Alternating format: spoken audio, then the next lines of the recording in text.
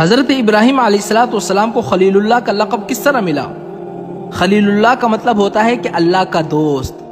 اب ہمارے ذہنوں میں ایک خیال آ جاتا ہے، ایک سوال آ جاتا ہے کہ بھئی حضرت ابراہیم علیہ السلام کو خلیل اللہ کا لقب کس طرح ملا کہ اللہ کا دوست؟ تو میرے بھائیو، حضرت ابراہیم علیہ السلام کی ایک عادت تھی کہ وہ مہمانوں کے ساتھ کھائیں۔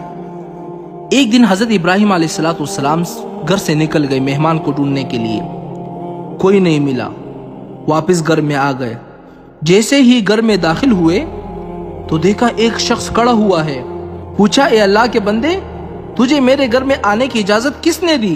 اس نے کہا کہ اس مکان کے حقیقی مالک نے۔ پوچھا، تم کون ہو؟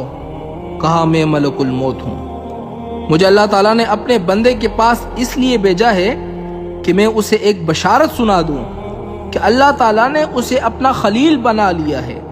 یہ سن کر حضرت ابراہیم علیہ السلام نے کہا، پھر آپ مجھے ضرور بتائیں وہ بزرگ کون ہے جس کو اللہ تعالیٰ نے یہ لقب دیا ہے؟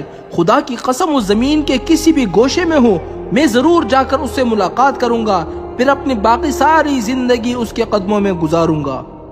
یہ سن کر حضرت ملک الموت نے کہا کہ وہ شخص خود آپ ہیں۔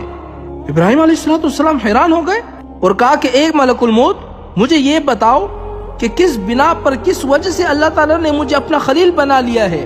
ملک الموت نے کہا، اس لیے کہ تم ہر ایک کو دیتے رہتے ہو، ہر ایک مہمان کو کھانا کھلاتے ہو اور کسی سے خود کچھ طلب نہیں کرتے، اس وجہ سے اللہ تعالیٰ نے تمہیں اپنا خلیل بنا لیا ہے۔